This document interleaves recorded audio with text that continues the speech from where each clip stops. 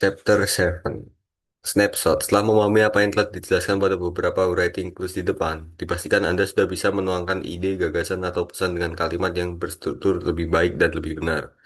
Masih berkisar pada pembicaraan tentang kalimat clue ini, akan membahas pola-pola penggunaan kata kerja dalam sebuah kalimat, baik kata kerja yang masih dalam satu rangkaian sebagai elemen predikat, maupun kata kerja yang berada di luar statusnya sebagai predikat, tetapi yang masih dalam rangkaian satu klausa. Di dalam suatu aktivitas komunikasi, baik secara lisan maupun secara tertulis, seringkali kita harus mengungkapkan ide, gagasan, atau pesan yang mungkin saja sudah cukup jika dituangkan dengan satu buah klausa dengan predikat yang terdiri dari satu buah kata kerja saja.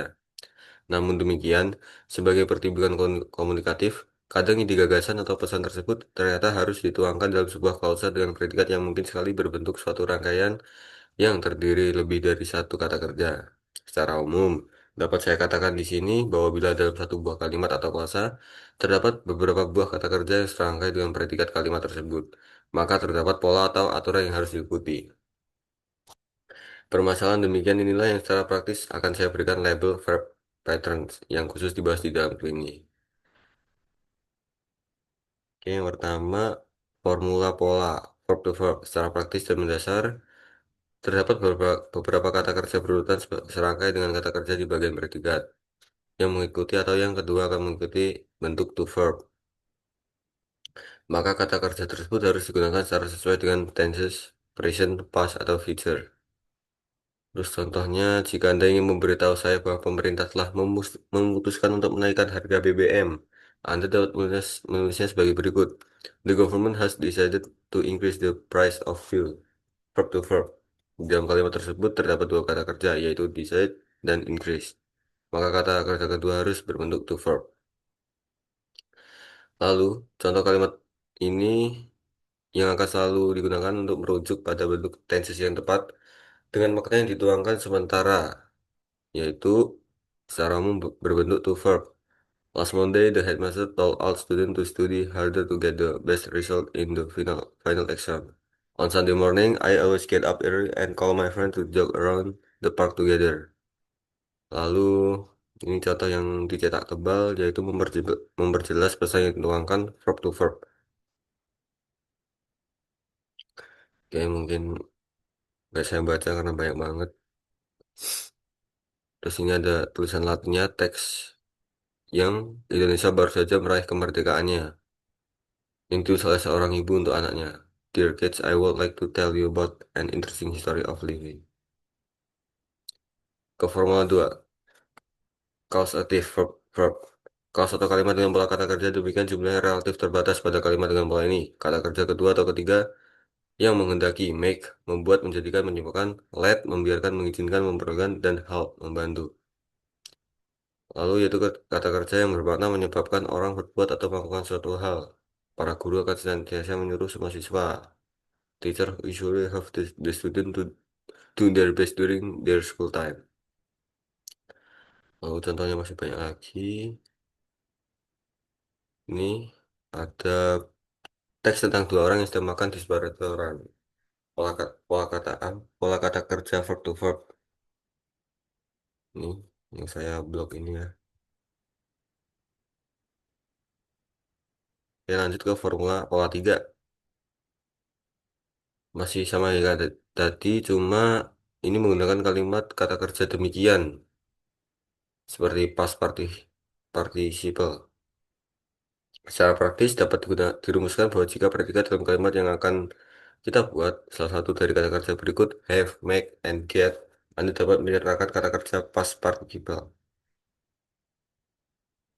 Bermakna pasif, menghendaki, menginginkan.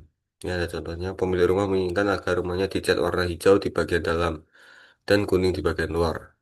Hal demikian dapat diungkapkan, the house owner would like to have his house painted green inside and yellow outside.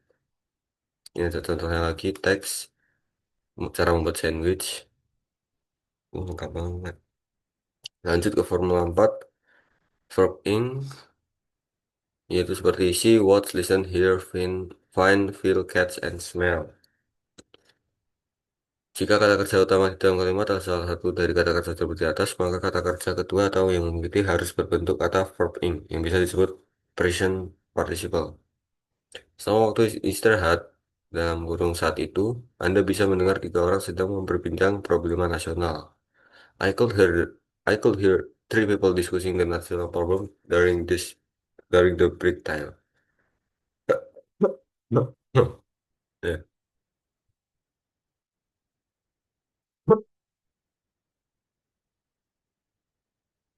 Ini contoh teks latinnya. Lalu bermakna terus-menerus, biaya hidup terus-menerus merangkak naik. The cost of living keeps increasing. Lalu verb forma kelima, adjective to verb.